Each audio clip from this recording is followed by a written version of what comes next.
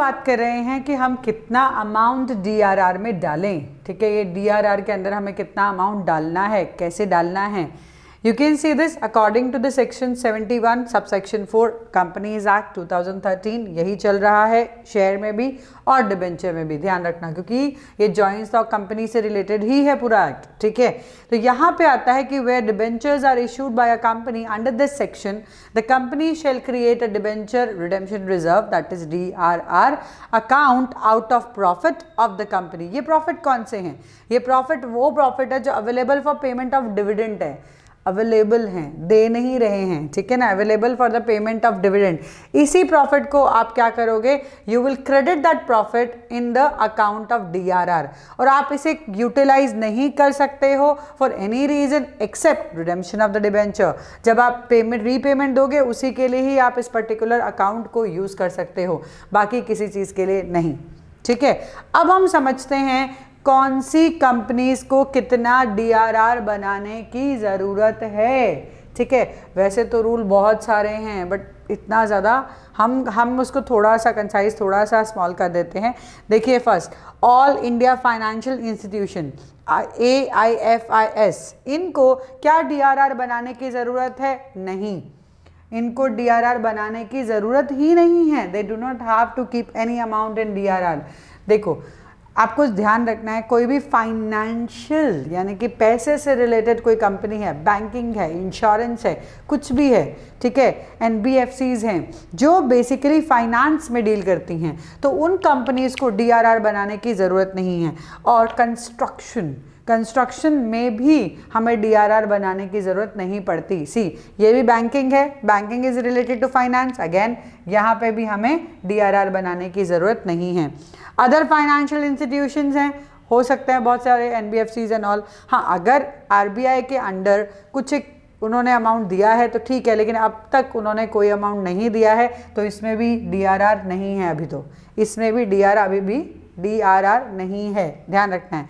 Listed company, again मैंने क्या बोला कि अभी अगर सेबी RBI कुछ एक रूल देते हैं तो ठीक है, तो उसमें बनेगा डीआरआर, लेकिन अभी कोई उसमें अमाउंट नहीं है। अगेन, लिस्टेड कंपनी भी डीआरआर नहीं बनाएगी।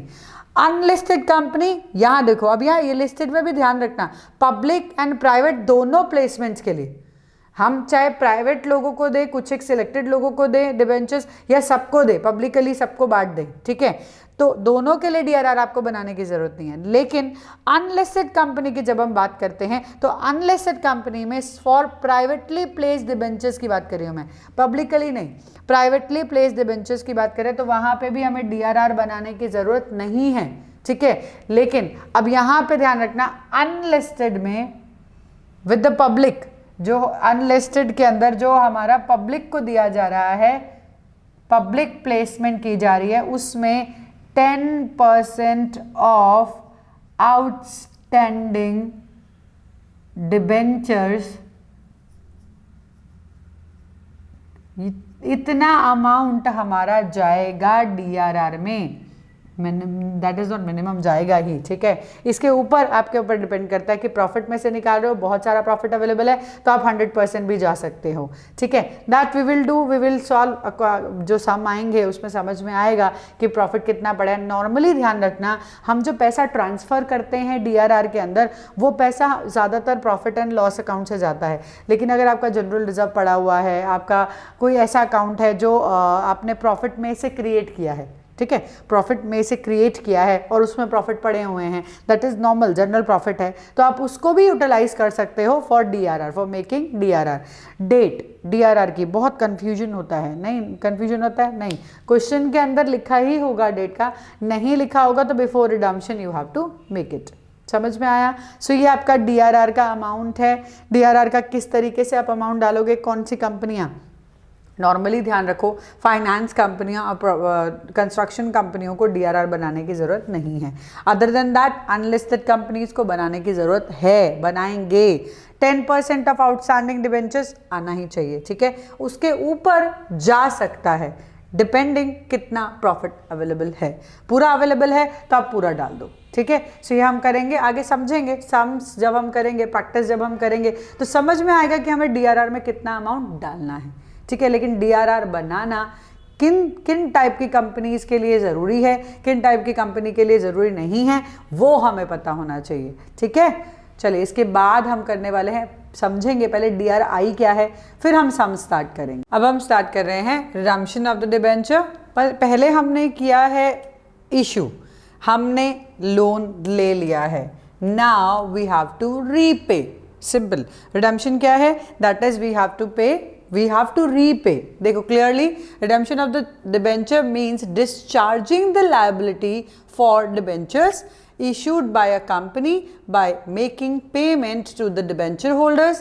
As a result, liability for the debenture ceases to extent of debenture redeemed. That means हम क्या करने वाले हैं, अब हम उन्हें पेमेंट देने वाले हैं, या तो उनकी मैच्योरिटी डेट आ चुकी है, या फिर अब यहाँ देखो क्लियरली लिखा है, पहले तो इसका मीनिंग तो हमें समझ आ ही गया कि हम डिबेंचर होल्डर को जब पेमेंट दे रहे हैं वही हमारा रिडेम्पशन ऑफ द डिबेंचर है ना। हमें ये समझना है अगेन, इसमें कब हम मैच्योर करने वाले हैं डिबेंचर्स को, कब हम पेमेंट देने वाले हैं डिबेंचर्स को। See, time of redemption of debenture, अब कब करने वाले हैं हम रिडेम्पशन, कब करने वाले हैं, जब उनका ड्यू डेट आ जाए। सिंपल, ड्यू डेट पे हम उसको रिडीम कर देंगे, है ना। या फिर ऐसा भी हो सकता है कि हम उसकी ड्यू डेट से पहले ही उसको रिडीम कर दें, पॉसिबल है। अगर कंपनी ने ये चीज़ मेंशन की है तो ये पॉसिबल है कि बिफोर ड्यू डेट भी कंपनी उसको रिडीम कर सकती है। ठीक है, अमाउंट, अब अमाउंट कौन सा हम देने वाले हैं, ऑब्वियसली कंपनी ने पहले से ही, आपने इशू में भी केसेस पढ़े थे, इफ यू रिमेंबर, इशू में केसेस याद है 1 2 3 4 5 6, हमने 6 केसेस किए थे कि कंपनी अपने डिबेंचर्स को एट पार एट प्रीमियम कभी भी रिडीम कर सकती है। ओके, किसी पे भी रिडीम कर सकती है, किसी भी अमाउंट पे भी रिडीम कर सकती है, एट पार पे भी कर सकती है, एट प्रीमियम पे भी कर सकती है। अब ये आपको देखना है कि कंपनी ने पहले से बताया है कि एट पार पे दे रहे हैं या एट प्रीमियम पे दे रहे हैं। ठीक है, लास्ट आता है sources of redemption of debenture. हम रिडीम करने वाले हैं अपने ही डिबेंचर्स को। ठीक है, जब हम रिडीम करने वाले हैं तो कहाँ से करेंगे, कहाँ से प्रॉफिट उठाएं, प्रॉफिट कहाँ से लें, या फिर पैसा कहाँ से लें। बेसिकली प्रॉफिट नहीं कह सकते, पैसा कहाँ से लें। ठीक है, पैसा हमें देना है डिबेंचर होल्डर्स को, तो ये पैसा हमारा कहाँ कहाँ से आ सकता है। पहला होता है कि आप एक काम करो, शेयर कैपिटल इशू कर दो और आप वहाँ से पैसा ले लो, यानी कि कैपिटल से।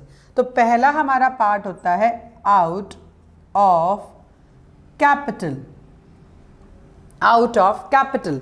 आप कैपिटल लो और उस कैपिटल से ही अपने डिबेंचर्स को रीपे कर दो।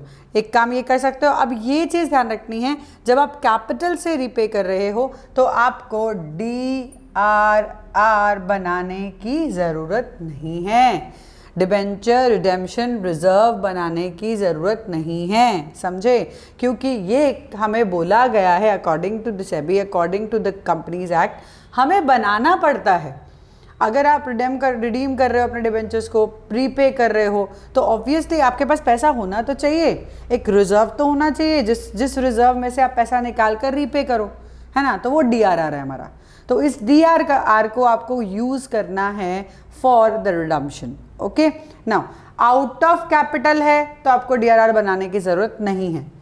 आउट ऑफ प्रॉफिट है,